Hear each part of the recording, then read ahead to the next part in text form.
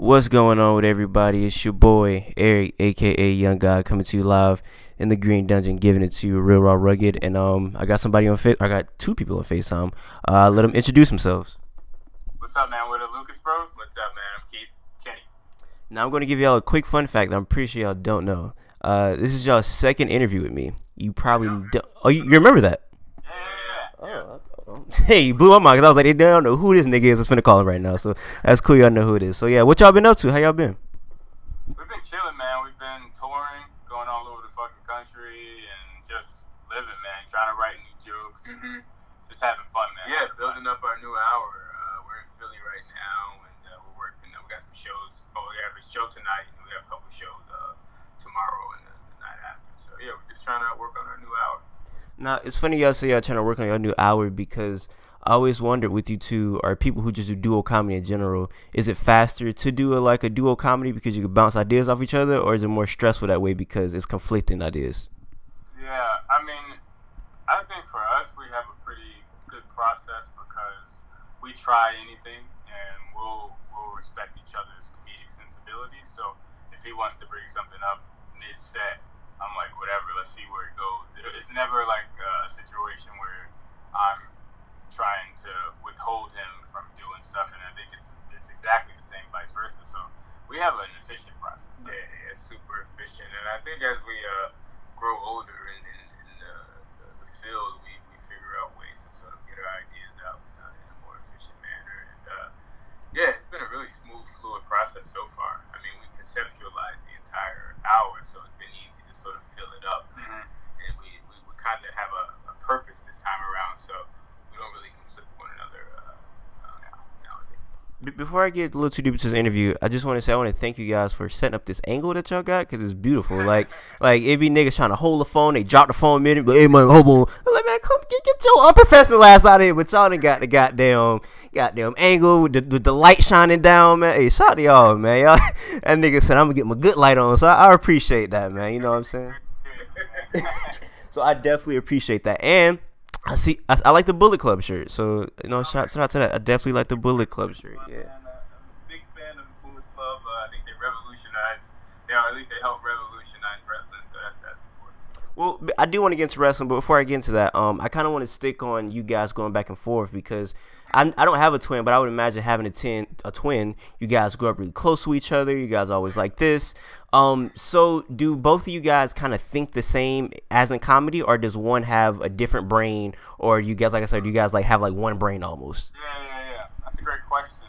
I'd say that our comedic sensibilities are very similar, but our process is similar but slightly different. I tend to be more of a very sort of rigid writer, and Keith is a rigid writer as well, but I tend to emphasize that a little bit more. Keith tends to be a bit more free flowing, and so he's less of he has less rigidity, I think, in his process. I would say my brother's he's a masterful logician. Yeah. He understands logic behind jokes better than any person that I know. But I think that I bring more like abstract thinking. Yeah. So I think outside of the logic structure. I think the synthesis has allowed us to make our material a little bit more substantive. Absolutely. I would agree more.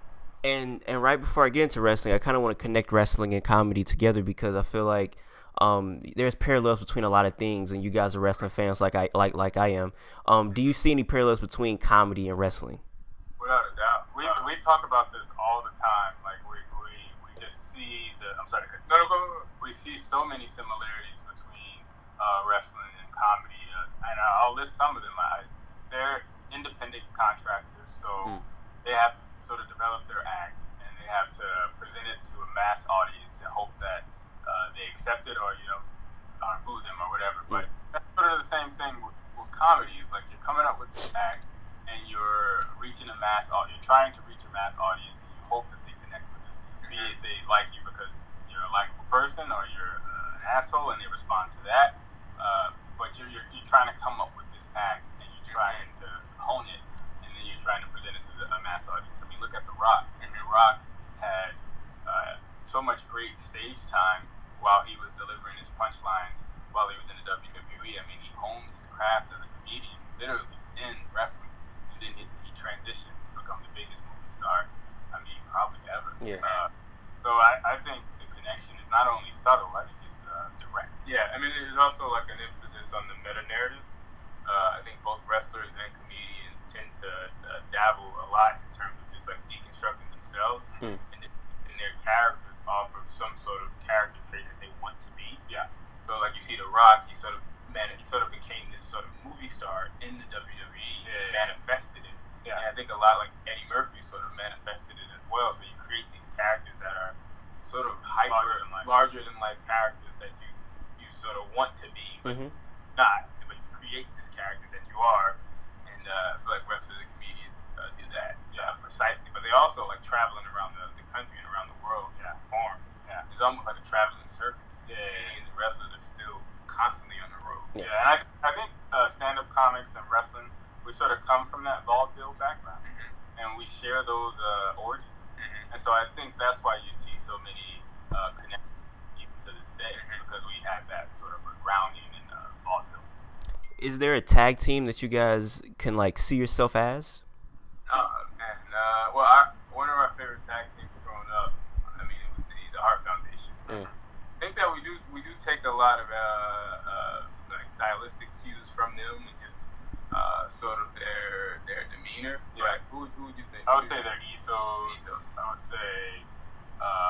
would say without a doubt the Hart Foundation. I just feel like Brett in particular, you know, he was the excellence of execution, and the way he approached wrestling was almost scientific, very systematic, very technical, very systematic, and I feel like we sort of approach comedy in a similar fashion.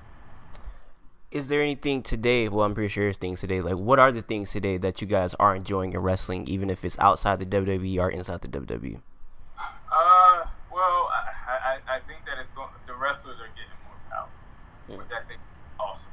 I think that now wrestlers are starting. I mean, like what the guys did in Ring of Honor, not Ring of Honor, but Ring of Honor and New Japan Pro Impact. They're just sort of like the wrestlers are starting to make them do their own shows, which is absurd.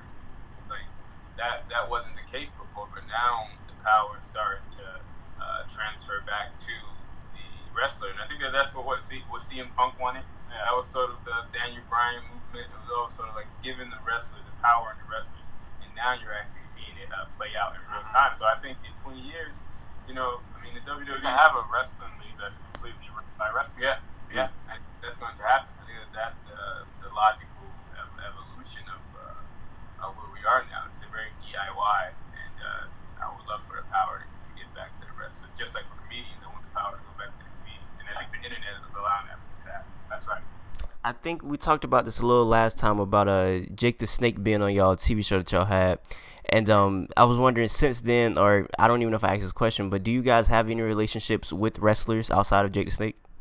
Yeah. We're good friends with Big E. I know Big E and Xavier, the New Day. Yeah. Who else have we hung out with? We got friends peppered throughout. I mean, we did videos with Mr. Anderson. Bret Hart reached out to us. We're Instagram friends with Bret Hart, which is probably the greatest. Probably the greatest thing. He gave us a shout out on Instagram, and I was like, "This is the greatest moment of my career." You know, something I realized about the WWE that I don't know if you guys realize, but I feel like they're either they are ignorant of it or they're just not aware of it. But I see like people like Instagram comedians, they'll be backstage, or real comedians be backstage, just entertainers in general, and I realized that they don't really utilize these people. Like, they have a lot of black entertainers backstage, and I feel like they don't. I feel like this is the thing about white America in general, but I feel like white America is kind of catching up that black is cool. Like, everybody wants to rap and things like that.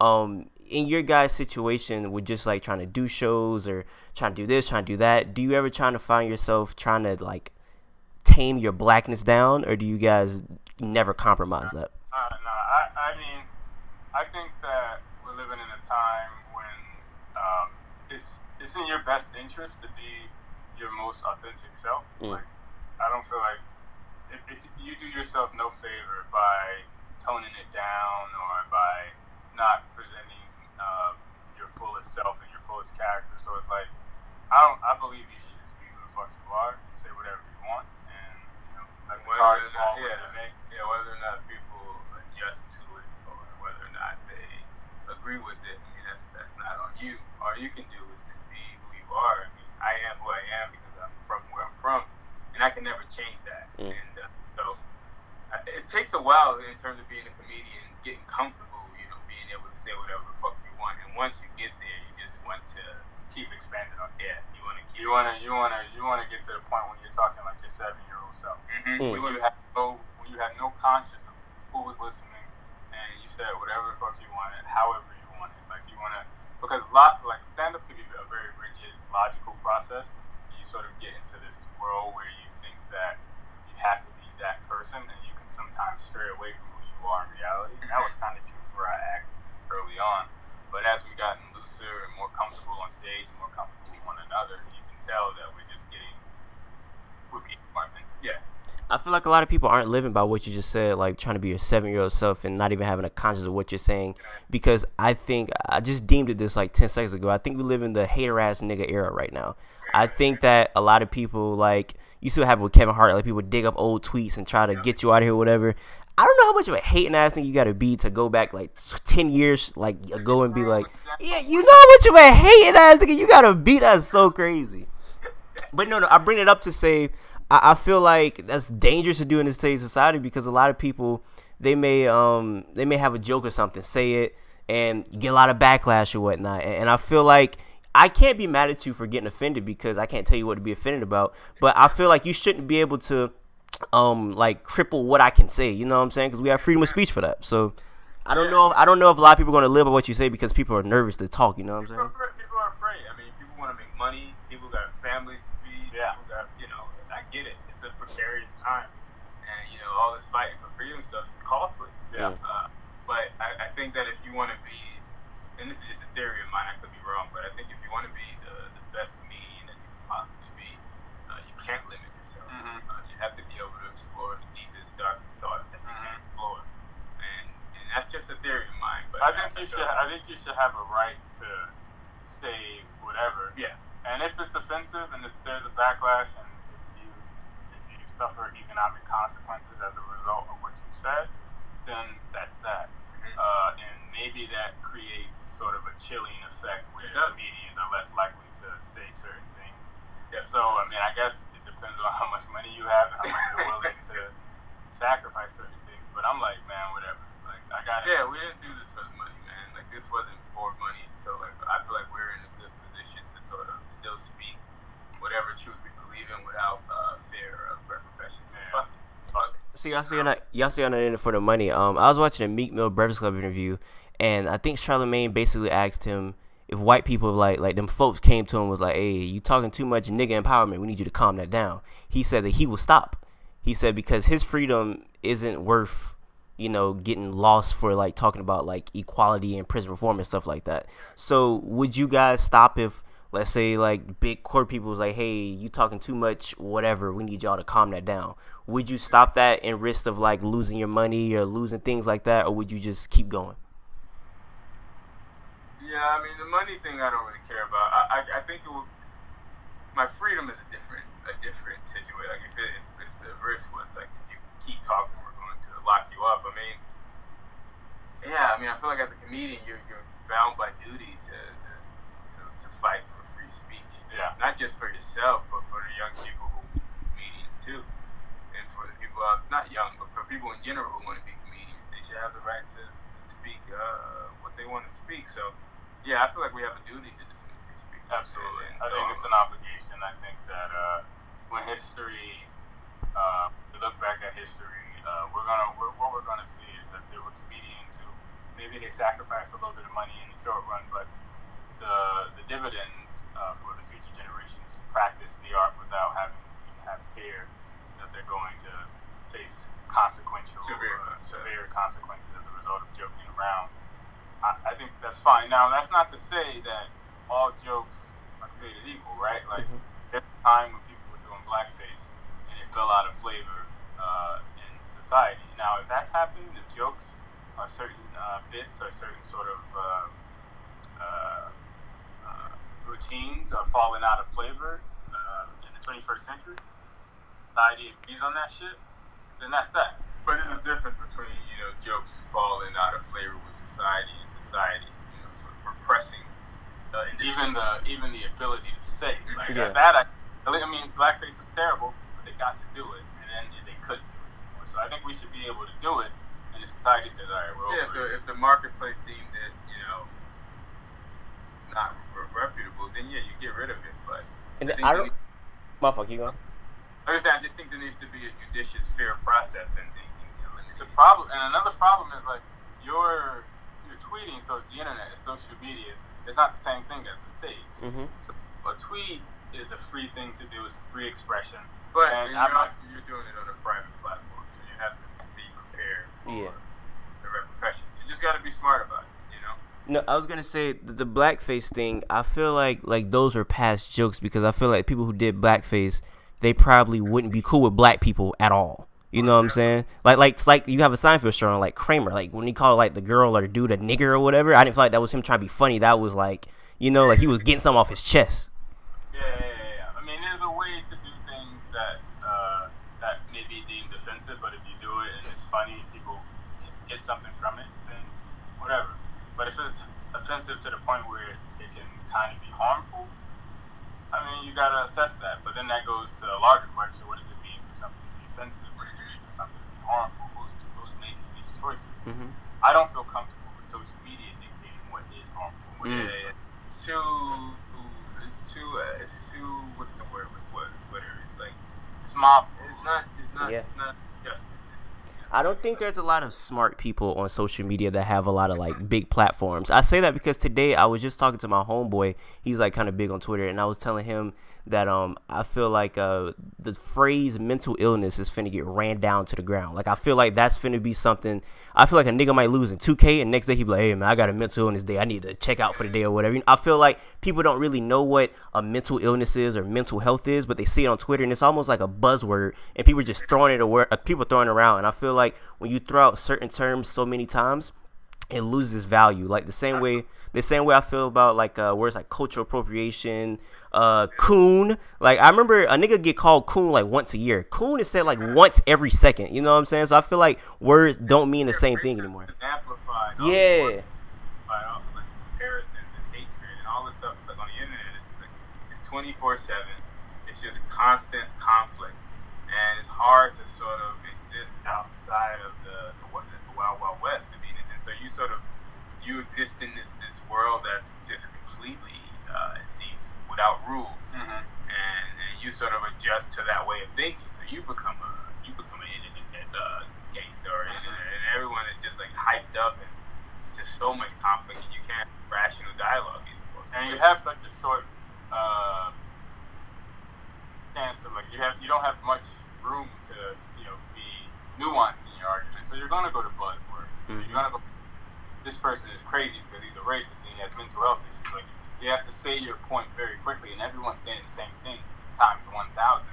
So yeah, what happens is the words and the meaning behind the words loses significance because some people are using it in a manner that does not relate to the event that's happening. And they're just using the word they believe is going to elicit the most response or the most likes, or that's going to be the most controversial. So they're going to say those buzzwords. And yeah, it cheapens the word. It cheapens what people who really have to endure. Like you're devaluing and minimizing their real struggle. You actually just made a point that made me think about something. You said some people talking buzzwords, and I feel like somebody who's really educated on a topic, they could say a quote-unquote buzzword, but they can go deeper into why they saying that word. I feel like a lot of people who use these buzzwords will say, you're transphobic, and be like, why? Because you are. But a person that actually knows, they'd be like, you're transphobic because blah, blah, blah, blah. You know what I'm saying? They can't do the blah, blah, blah part because they're just so stuck on the catchword. No evidence. You can't provide evidence. Yeah. You make your assertion, and you get your likes, and then you move on. There's no like fact-finding, evidence supporting process because the internet is too fast, too quick. You gotta move fast. Well, outside of this, what are things in life right now, either is going on the news or in your personal life, what are things that are making you guys happy? Like, what are things you guys are into right now? I think I wake up every day happy, man. I got great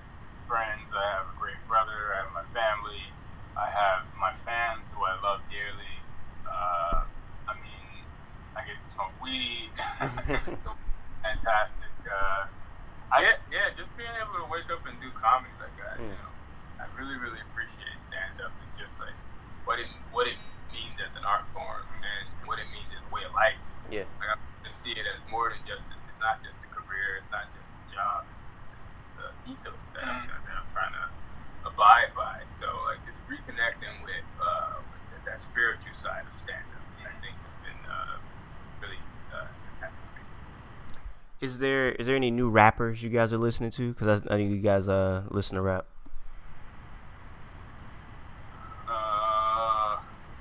Like Sheck West. Like Sheck West? What about that dude that we just saw at SNL? Oh yeah, Anderson Paak. He's good. He's fucking dope. Yeah, we just saw him perform at SNL. He's so dynamic. And yeah, Sheck. Who else? Yeah. Who else have I been listening to? Hold on, let me find where's my phone? Why are you looking it up? I don't know if you guys have heard of this new social media, I guess, sensation. Blueface, yes. Yeah, Blueface. I listen to some Blueface. Oh yeah. It's I don't like. I can't knock a young man's hustle, and I never will. Yeah. Niggas out there making money, so Yeah. it's like make your money and do you, and he's doing it his own way, and I respect it. I respect any person who's able to carve their own path and create their own fan base. And look, he may not be technically sound, but it's like that's not. You don't just judge a rapper based on the technical ability. You also judge them on their ability to create a market for themselves. I thought he was trash, but he just dropped a song yesterday, and he was rapping on beat. So I think you might like it, and he has a lot of bars in that song. Like he's actually rapping really good. He's terrible. He's a young dude. He's super young, and he already has the presence. Now he just needs to, figure out how to stay on beat. Yeah, it's really minutes. It's like that eccentric Cali type of. Yeah, that's how they rap over there, like E40. Like you get rappers who don't rap on a beat in Cali. They don't give a fuck. They're so stoned. They don't even recognize that. So I respect it, man. I don't know. People hate it. Like you said, people hate all the time. So I'm trying not to do that. That's a fact. It's not hate in the world, man. I'm trying to spread love. Yeah, that's a fact. What do you guys have coming up in the near future? So we've been working on this movie project with Judd Apatow, Universal Pictures. They bought something from us, and so we've been trying to get that shit cracking. But you know how it is. They've been working on that, but we've really been working on our stand-up. So we're probably going to film a new hour sometime. I don't know about this year, maybe early next year. Yeah. I mean, early 2020. But we have 45, 50 minutes of new material, almost even an hour of new material, and now we're just trying to make sure the story is perfectly told. And, so we've been on the road hard, just trying to get the hour perfect. And we're working on a podcast. Yeah. We're also working on a movie about Fred Hampton. Yeah. Working on a book. We're going to write a book about philosophy. We're going to write our own memoir. We're doing a lot of writing. So just a ton of writing and just staying busy. It's funny you bring up Fred Hampton because while we were talking about people losing their freedom and things like that, I was thinking about like the Black Panthers. Like I don't know if I could have been a Black Panther just because they're really to put like everything on the line. And like we live in such a privileged society today where most of us don't have to put everything on the line, but they were ready to lose it all. Just start getting book deals now. Back then, if you were an activist speaking out against the government, you probably gonna get a bullet in your head. Yeah. But now you can be an activist, you can get a book deal, TV show, Oprah, get a bunch of Instagram followers, and the rest is history. So things have definitely changed, and I think people need to know. Like back then in the '60s, like if you said some shit against the government, They were coming after you. they were coming. Like it's weird now. You see like all these leftist groups praising the FBI, but back then, like the FBI was the villain. They were the villain against the left. They were really disrupting a lot of progressive movements. So it's strange to see that the progressive movements are sort of aligning with the FBI because they want to break down Trump. So it's really, really strange. I'm not gonna lie, I have not seen anybody praising the feds, so I'm glad it hasn't came across my timeline. It's not praising the feds, but the criticism isn't as I know what you're saying. Yeah. It's more taken back than it was back in the '60s. Oh yeah. Yeah, I feel you. The relationship is very tenuous. Yeah, I feel that. Well, anything else you got to say before we get out of here? Hey man, again, openness, and whenever you want to talk, let's talk. Your questions always always on point.